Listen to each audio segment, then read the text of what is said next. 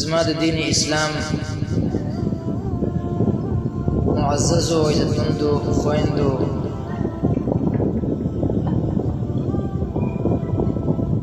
د الله رب العالمین خصوصي انعام او احسان زموږ او تاسو باندې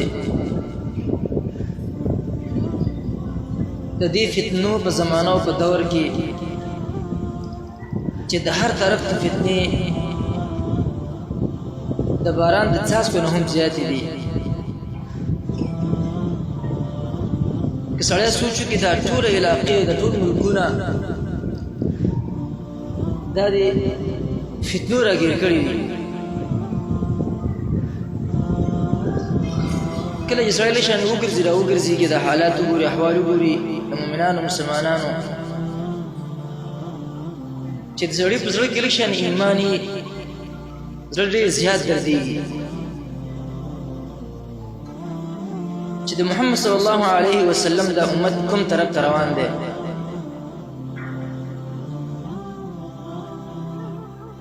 هغه نبی چې د دې امت دپاره څومره خیرخوا انسان و، د دې امت دپاره د الله رب العالمین نه به همیشه دپاره دعاګانې غوښتې چې الله زما د امت هغه په عذابونو باندې مه هلاکوه. د خپل امت په غم کې دردېدلی و، د شپې خوبونه پرېښي و، د ورځې راحتونه پرېښي و، فقط د دې لپاره چې دا امت اصلاح شي، د ګمراهۍ نه راوځي او د هدایت والا جوړ شي. هغه نبی چې د قیامت په ورځ به هم د خپل امت غم ورسره چې هر یو نبی به د خپل نفسي نفسي اواز کوي. زمونږ استاد محمد صلی الله علیه وسلم هغه د امتي امتي اواز کوي. لیکن بل طرف چې د امت بې وفایي او جفا د خپل پیغمبر سره وګوري سړی، نو سړی تعجب وکړي. زموږ خبرې به ګډې وډې ځکه چې موږ کوم موضوع نه منتخب کړی نو مخکې چېرته بیانات کړي دي. الله رب العالمین دې زموږ د خولې نه ښایسته خبرې راوباسي چې موږ تاسو ته فایده راورسېږي.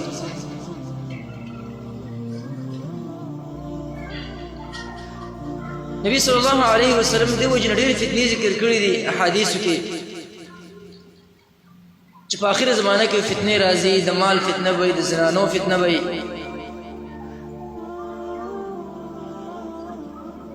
د ټنګ ټکور فتنې به وي، د زناګانو فتنې به وي، د کفر او د شرک او د بدعاتو فتنې به وي. او نن سبا دا ټولې فتنې موجودې شوي دي. فتنې د شمار نه و د شمار نه. والمعصوم من عصمه الله. لیکن که څوک د الله په فضل او توفیق سره دغه فتنو نه لرې پاتې شي، هغه به د الله خصوصي رحم او کرم په هغې انسان باندې.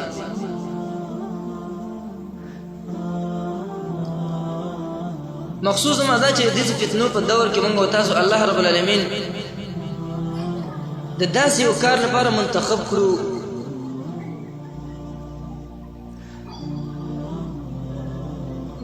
چې د هغې قیمت دا ټوله دنیا نشي پوره کولی.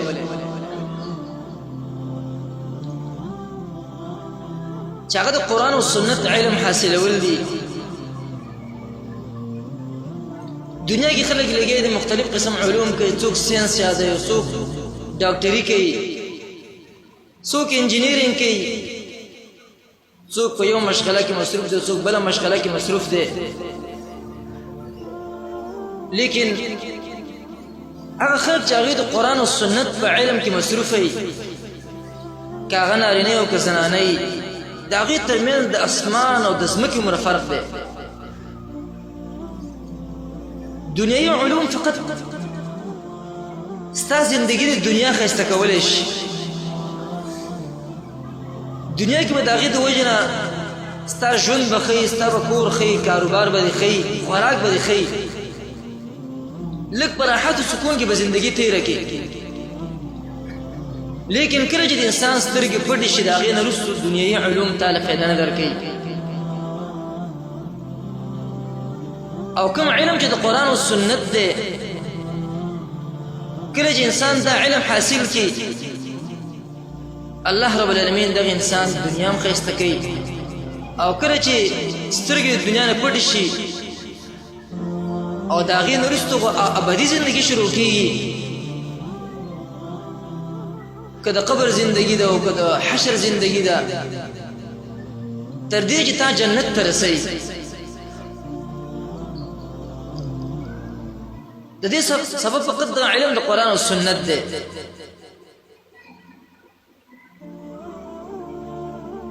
د چا چې د دنیا سره محبت یې هغې توجه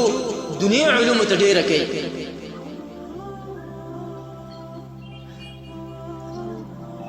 که زنانه دي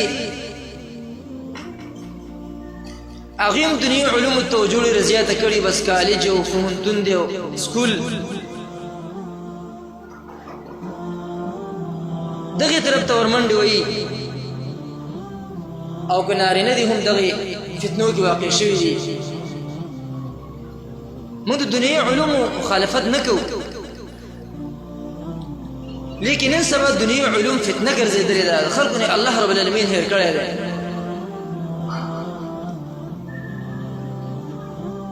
خلک په داسې غفلت کې واقع شوي دي په رب العالمین مې دې قسم چې الله رب العالمین بیخي یادوي نه. الله مکمل د انسانانو نه هېر شوی دی چې دومره لوی الله رب العالمین چې دا دومره کائنات پیدا کړي دي دا ځمکې او اسمانونه د هغه په لاس کې دي د کن په کلمې سره دا ټول ختمولی شي. لیکن نن سبا انسانانو نارینه او زنانو دومره لوی الله رب العالمین هېر کړی دی او فتنو کې واقع شوي دي فتنو ښکار شوي دي. د قرآن کریم نه خلک لرې ګرځي په ټول عمر کې قرآن کریم نه راخلي په میاشتو میاشتو باندې قرآن کریم هغې ته لاس نه وروړي منځونه نه کوي. ډېر کم کسان به چې هغې د مانځه طرف ته توجه ورکوي او منځونه چې کوي هغه په داسې شان یې کوي چې دغه مونځ د هغه لپاره وبال وګرځي. زه دلته یو څو ورځې وګرځېدم را وګرځېدم د ماحول ما وکتلو زما زړه ډېر زیات درد وکړو چې په لاره باندې روان یم فتنې دي چې ګاډي ته خېجم فتنې دي. پرون موږ راتللو یوه ځای نه ګاډي ته چې راوختو ګانې بجانې لګول وې سندرې په فل سپیډ کې ما ډریور ته وویل چې دا ګانې بندې کړه الله نه ویرېږه نور هم تیزې کړې. کلینډر ته مې ویل چې هلکه دا ګانې بندې کړه ګناه ده. یو په زړه خوشحاله ساتل پکار دی وایي ګانو به خامخا ورو. والله چې موږ د کاڼو د باران لایق چې موږ تاسو باندې الله رب العالمین د باران کاڼي د باران په شان موږ تاسو باندې راووروي لیکن دا الله رب العالمین رحمان او رحیم ذات دی او زمونږ تاسو لپاره یو ورځ ټاکلې ده د قیامت ورځ چې په هغې کې موږ تاسو سره حساب کوي. نن ورځ حساب نشته نن د عمل ورځ ده.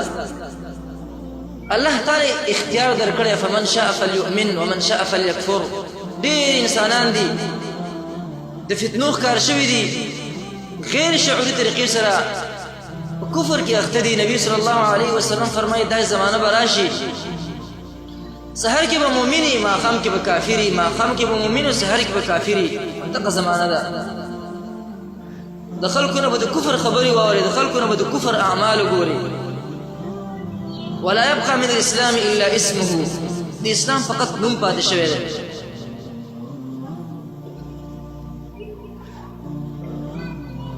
خبره به نه اوږدو زما عزتمندو خویندو او ورونو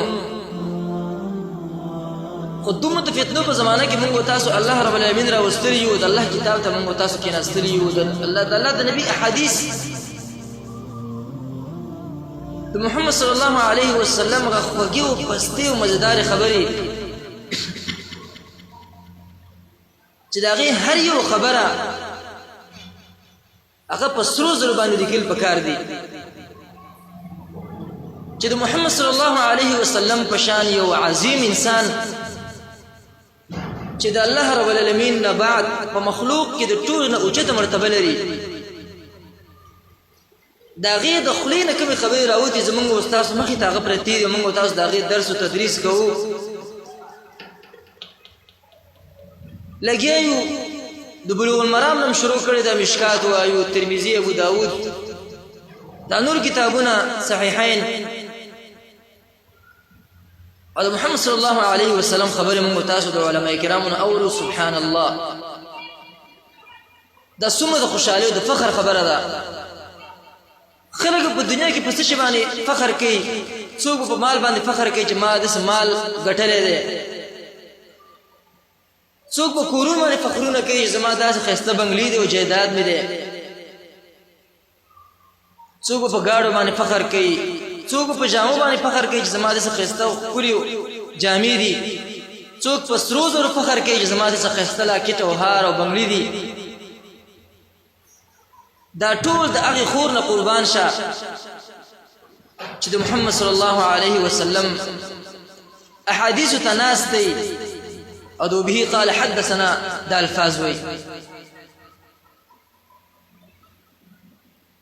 دا ټول دنیا دې خور ته نشي رسیدلی د دې خور مقام هغه د الله رب العالمین په نسبت باندې ډېر اوچت دی نبی صلی الله علیه وسلم دعا کړې ده نضر الله امرأ نبی صلی الله علیه وسلم فرمایي هغه انسان هغه سړی دی الله رب العالمین تر تازه کی چې زما احادیث واوري یادې کې بل ته ورسي دا ځخوینه د الله د نبی دعا شامله ده هغه زنانه هغه خویندې چې هغوی دغه فتنو ښکار شوي دي ګناهونو کې اخته دي هغه طرف ته د الله د نبی لعنتونه متوجه دي لکه موږ تاسو حدیث ویری دي نبی صلی الله علیه وسلم فرمایي په آخر زمانه کې دوه قسم خلک راځي هغه معنی دي کتري خو دوی به جهنم ته ځي او پکې هغه زنانه دي کاسیات عاریات جامې به چولي او بربنډې وي یا به نري جامې چولي قیمت به 10,000 روپۍ 10,000 روپۍ به د یوې جوړې قیمتي لیکن لاندې بدل به دې نه ښکاره کېږي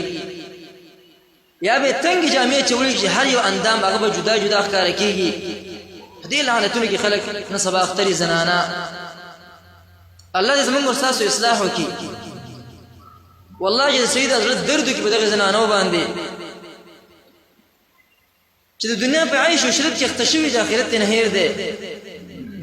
د قبر زندگی ته نه هیره ده قبر کې ته نه ماران هیر دي دنیا کې به ته میک اپ وکړي دنیا کې به ته ښایسته جامې واچې دنیا کې به ته زیب و زینت وکړي بازار ته ورځې سرتور سر به ګرځې راګرځې مخ به ښایسته کړي خپل ځان به ښایسته کړي چې کله قبر ته لاړ شي همدغه مخ باندې به دې ماران لګي په همدغه مخ کې به دې چنجي وشي په همدغه مخ باندې به ستا لړمان لګي خوري به دې دا ښایسته بدن په دې باندې به د قبر را تنګ شي دا پختې به دې په یو بل کې وردن نه شي بیا به ډېر ارمان وکړي چې کاش دنیا کې ما صحیح زندګي تېره کړې وی دنیا کې ما د فحاشۍ نه خپل ځان بچ کړی وی د دې وجه نبي صلی الله علیه وسلم فرمایي زما امت باندې د ټول نه ضرري فتنه هغه زنانه دي زنانه په معاشره کې یو رول لوبوي زما عزتمندو دا زنانه د معاشرې نیمه حصه ده نیمه او اکثر چې سړي فتنو کې واقع کېږي هغه د زنانو د وجې نه واقع کېږي خو بل طرف ته که وګورو نیمه معاشره زنانه اصلاح کولی هم شي کله چې زنانه خپله اصلاحي د حیا او عزت خیال ساتي د الله د حدودو خیال ساتي د خپل خاوند که واده کړی د هغې خیال ساتي که بچي د خپلو بچو صحیح تربیت کوي د پلار او مور د خواښې او د سخر د هغې د حدودو خیال ساتي د دې زنانه به ډېر اوچت مقام دی د دنیا ملکې او شهزادګانې هغه دې فقیر او عاجز خور ته نشي رسېدلی دا خور بیا د جنت سرداره د حور سرداره به لیکن چې دنیا کې ځان د فتنو نه بچ کی دنیا کې خپل زندگی د الله د کتاب په یادولو کې دغه رنګه د الله د نبی د حدیثو په یادولو کې مصرف کی لکه څنګه چې سړو باندې علم یادول لازم دغه رنګه زهرو باندې هم طلب العلم بارک راضی چې په نارینو ځوانو دواړو باندې فرض دی نو د یوې زنانه د وجې نه الله رب العالمین ټول کور هغه اصلاح کولی شي او معاشره اصلاح کېږي د هغې د وجې نه یو خور د زنانه فارغه شوله خپل کور کې درس تدریس شروع کړي ټول د چم خویندې د هغې د وجې نه الله اصلاح کولی شي لیکن که همت وکړي او د قرآن او سنت صحیح علم حاصل کړي مقصود زما دا چې د فتنو په زمانه کې باید موږ تاسو د فتنو خپل ځانونه لرې وساتو موږ تاسو باید د خلکو لپاره یو سمپل او مثال جوړ شو د نورو زنانو دپاره چې هغوی زموږ ستاسو نه متاثره شي هغوی هم حیا او پرده شروع کړي هغوی هم د کتاب او د سنت علم شروع کړي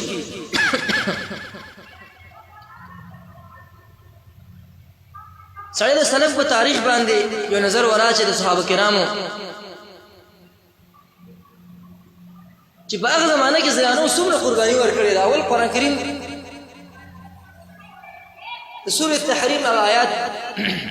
الله رب العالمین زنانو مثال ذکر کړی ده د فرعون د ښځې اسیا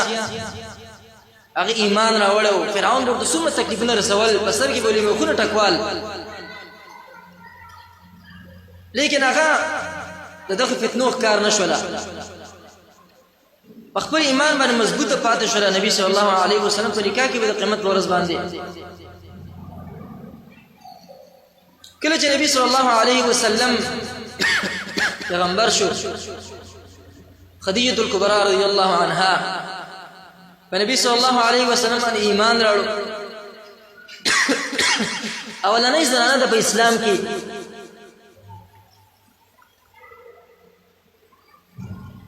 دغه رنګه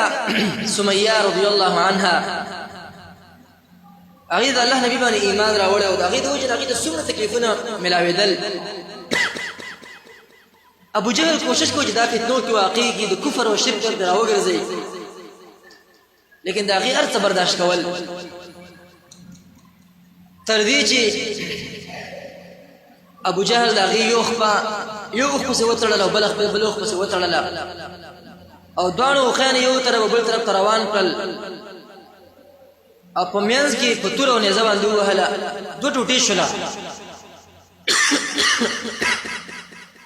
لیکن فتنو کې واقع نه شوله خپل ایمان هغې پرې نه ښودو زنیره دې ایمان راوړلو دا یو وینځه وه عمر بن خطاب په هغه ټیم کې ایمان نو راوړی کافر و دوی په دې باندې ظلمونه کول تر دې چې بېهوشه به شوله دا ظلم به پرې کولو داسې قرباني زنانو ورکړې ده لیکن فتنو کې خپل ځانونه دي واقع کړي نن سبا زنانه هېڅ قسم سختي پرې نه ده راغلې او په خپل خواهش او خوښ سره فتنو کې واقع کېږي ما تاسو ته مخکې حدیث ویلو کاسیات عاریات چې دنیا کې به جامې به چوي لیکن قیامت کې به بربنډي مائلات ممیلات خپل به سړو ته مایله کېږي او سړي به خپل ځان ته مایله کوي داسې یو فیشن به جوړ کړی داسې یو انداز به جوړ کړی چې په هغې کې کشش شي نبي صلی الله علیه وسلم فرمایي دا خو د شیطان رسۍ او غشي دي زنانه چې د هغې د وجې نه سړي ښکار کېږي کومه زنانه چې زړه بورقه واچي زړه بورقه شکېدلې بورقه دي خړه بورقه دي بدرنګه بورقه دي دغه اصل کې د زنانو حیا او پرده ده پیغله جنې به لیکن هغه به کې بوډۍ ښکاره کېږي لیکن د الله په رضا باندې دقه مقام لري لیکن کله چې زنانه داسې یو پیشن برابر کړي داسې یو لپټه واچي داسې یو پیشنی برقه واچي نقاب واچي چې دا داسې مخ کاره کېدل نه پای کې ډېر ښایسته ښکاره کېږي دا فتنه ده د هغې د وجې سړي فتنو کې واقع کېږي بهر ته وځي د کور نه سپری استعمال کړي عطر استعمال کړي نبی صلی الله علیه وسلم فرمایي دا زناکاره ده دنیا کې به زنا نه کړي قیامت پر به راپورته کېږي فلانکۍ زناکاره زناکار په سبب الله راپورته کوي الله دې موږ تاسو د هغې نه وساتي وجه دی فقط مکه به کړی حالانکه زینت د خپل خاوند نه علاوه بل چاته یا خرج ستا محرم دي قرآن کې الله ذکر کړی دي د هغې نه علاوه بل چاته خپل ځان نه ښکاره کول خپل ډول سینګار نه ښکاره کول دا د مونځ په شان فریضه د مونځ په شان لیکن نن سبا زمانه کې زانه د ستو د پردې اهتمام نه کوي غیر محرم سره به داسې تعلقات ساتي ته وایي چې دا یې ورور دی بازارون ته منډې را منډې وړي هېڅ قسم کار به نه خاوندان به کورونو کې ناستي او ښځې بازارونو کې ګرځي راګرځي سړو کارونه به کوي نو بلکې مؤمنه زنانه به هغې چې هغه به کور کې ناست دی حیا او پرده کې بغیر د ضرورت نه نه وځي او چې بهر وځي نو داسې انداز به اختیاري چې خلک هغې ته بلکل ونه ګوري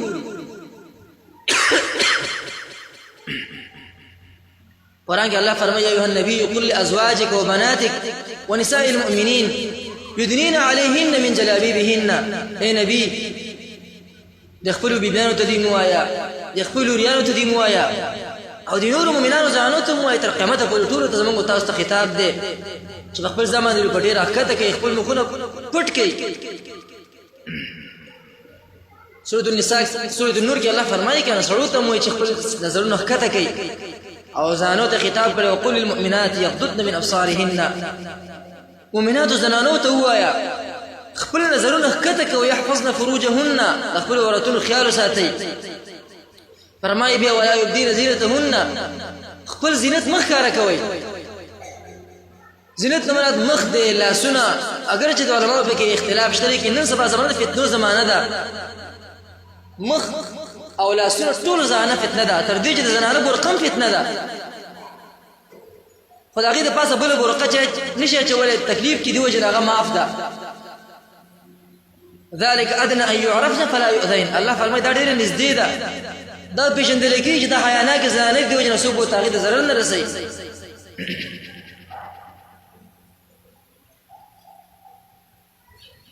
د ستر مسله قرآن کې الله رب العالمین ډېر صراحتا ذکر کړې ده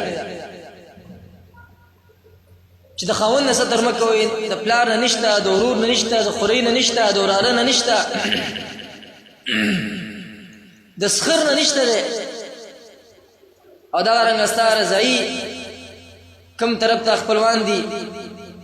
چې د نسب د وجې نه هغه محرم ګرځي رضاعت د وجې نه هغه محرم ګرځي دغرنګه ماما شو تره شو د دې نه علاوه ټول نه ستر کول اوښې شو تره زوی ترور زوی ماما زوی دا ټولې فتنې دي دې نه مکمل بایکاټ ستر پکار دی پرده د هغې نه پکار ده شرعي پرده هم دغې ته ویلی کېږي چې موږ تاسو خپل ځانونه باندې دا قرآن عملي نه کړو دا د الله د نبي د حدیث عملي نه کړو نور به څوک عملي کوي موږ تاسو باید د ستر او پردې ډېر اهتمام وکړو خبرې زموږ ګډې وډې به لیکن الله دې وایي چې موږ تاسو هغې ته فایده حاصله شي مخصوص ماده و چې سلفو کې زنانو څومره قرباني ورکړې ده جهادونه باب کې ته وګورې زنانو جهادونه کړي دي ام سلیم ام عطیه دي عایشه صدیقه دې به زنانو نه پټۍ لګولې ده زخمیانو ته اوبه به وروړلې عباداتو باب کې وګوره زینب رضی الله عنها څومره عابده زنانه وه د شپې به تهجدو ته ولاړه وه رسول الله صلی کله وکړه چې به ستړې شوله هغه به سر پسې تړلې وه نو جټکه به ووهله خوب به ورغې بېرته به راویښه شوله د هغې د وجې نه زمونږ استاد مور جویریه رضی الله عنها سهر نه اشراقه پورې ناسته وه ذکر به کولو سلفو کې نورې زنانه تابعینو کې تابعاتو کې د معاذې په نوم باندې یو زنانه وه دومره عابده زنانه وه چې هغې به ټول ورځ جړلې وه او د ورځې به عبادت به کولو کې د زمانه نو ذخیرنی ورځ شمړه شم د شپې به خوب نه ورتلو شاید زمانه اخرنی شپه شمړه شم دا ځانه تیری شوی زما عزت مندو د علم په باب کې وګورئ زموږ استاد امور عائشه صدیقه رضی الله عنها افقه النساء اعلم النساء په ټول زنانو کې د ټول فقيه زنانه ابو موسی شریف فرمایي رضی الله عنه و چې موږ ته وکړو یو مسله مشکل رااله موږ به عائشه صدیقه ته رجوع کوله او هغه ته به هر مسله معلومه و نبی صلی الله علیه وسلم هغه سره په وړوکوالي کې نکاح کړو نه کله نه کې د دې وجه عائشه صدیقه د علم یو غر هغه زمونږ استاد شان زنانه وړ ماشومه و انه کال جنیوا نبی صلی الله علیه وسلم دغه وفات کی دغه تلسو کال و لیکن امت څومره خیر پرې خیر څومره حدیث دغه نقل شوی موږ تاسو په کتابونو کې ویلي چې عن عائشه رضی الله عنها قالت قال رسول الله صلی الله علیه وسلم څومره خیر دغه موږ تاسو نقل شوی دی خاص کر د زنانو چې کوم مسائل دي اکثر د عائشه دغه نقل شوی دي چې د مؤمنانو امور و نور صحابيات د غیر څومره حدیث نقل شوی دی نبی صلی الله علیه وسلم بی بیان او نور د صحابه کرامو زنانو بی بیان نو موږ تاسو باید سلف ته وګورو چې پای کې زنانو کوم کردار ادا کړی دی موږ تاسو دغه په نقش قدم باندې لاړ شو د صدقات باب کې وګوري د نوافل باب کې وګوري والله چې سړی دغه د همت ته حیران شي چې دا خلکو څخه عجیب همتو د الله لپاره څومره سختي تیر کړی دا ایمن د چې وکیل هجرت کولو روزه وا دومره تګ شو تر دې چې مرګ ته نږدې شوی و روزه ماته نه کړې افطاری وخت کې الله رب العالمین هغه کرامتن بوکلا راټی ټول غینه غي بوس کړي دا زمونږ استاد شان زنانه وي کمزوري زنانه وي هغه ټیم کې دومره سہولیات هم نو لیکن دا غي د وجنه هغه به وجود هغه د دین څومره اهتمام کړي دا هغه د منظور څومره اهتمام کړي دی هغه تهجد څومره اهتمام کړي دی هغه د ستر د پردي څومره اهتمام کړي دی زمونږ استاد لپاره هغه نمونه ده موږ تاسو باید هغه په نش قدم باندې لاړ شو د قران او سنت علم ډیره توجه وکړي نور ځانې طرف ته جلب کې چراشي فلم کوشش وکړي چې کوم علاقې ته لاړ شي تاسو په علاقې کې خیر خور شي خپل ځان داسې محمل مبرګي خپل ځان استعمال کوي د حدیثونو کې تاسو ویلي لوی محدثات په دې کې د شوی د امام بخاری رحمه الله د اساتذه پای کې بای زنانه دي د تابعین زمانو کې محدثات دي شوی دي احادیث دغه نقل شوی دي زمونږ صاحب شان زنانه وي د خبر اهتمام وکړي د خپل بچو دغه د اصلاح کوشش وکړي خپل د حیا او د پردې د باندې ډېر اهتمام ډېر زیات اهتمام دغه طرف ته وکړي زموږ مند خويندو چې دې د وجه زمونږ تاسو اخرت خسته کیږي د دې د وجه موږ تاسو د نبی صلی الله علیه وسلم ملګرتوب ملاويږي د دې د وجه موږ تاسو د عائشه صدیقه د جویریه د میمونی د ام سلمہ د حفصه او د زینب او د زینب د دې ټول جوار او گاونډیتوب موږ تاسو ته حاصلېږي او الله مکړه کوم تاسو په دنیا کې د الله د حدود خیر او نساتو موږ تاسو په دنیا کې خپل ژوندۍ صحیح تیر نه کو د صدر د پردې اهتمام ونکو د منځونو اهتمام ونکو ځان اکثر منځونو کې کمزوري منځونو یا زر کوي یا یې بیٹې مکي د کور په کارونو کې مصروف وي قرآن کریم توجه نه ور کوي بلکې د الله رب العالمین کتاب ته کم از کم ټیمر کول پکار دي د الله رب العالمین ذکر ته ټیمر کول پکار دي الله زموږ استاد دې پوښتنه کوي نبی صلی الله علیه وسلم زموږ استاد ټول لپاره راګره شوی دی دا کتاب موږ تاسو ټول ته دی دیو جن حدیث شریف کې راځي نبی صلی الله علیه وسلم زنانو ته فرمایل چې زنانو معاشري اکثر ما تاسو په ور کې ولیدل چې زنانو په ور کې اکثر زیات دي وجدا جديد خوندان فرمانی کوي او ډیر خیری کوي د خیرونه خپل ځان وساتي دا سمات ګوري خبرې وي کوم خوند چې فارغ شوی دي هغه ته زموږ طرف مبارکي ده الله دا غیر ډیر خیرونه خواري کې دا غو قراله لا امور ته زموږ طرف مبارکي ده الله دغه په عمرونو کې خیرون برکات واچي کوم علما کرام د تدریس کړي دي هغه په عمرونو کې د الله برکات واچي او دا مدرسې د الله رب العالمین د نور نه ډکه کړي او د علم او سرچینې د الله رب العالمین وګرځي. په دې خبرو کې مونږ کوم کوتاهي شي الله رب العالمین موږ تاسو ته معافي وکړي. جزاكم الله خير والسلام عليكم ورحمة الله وبركاته.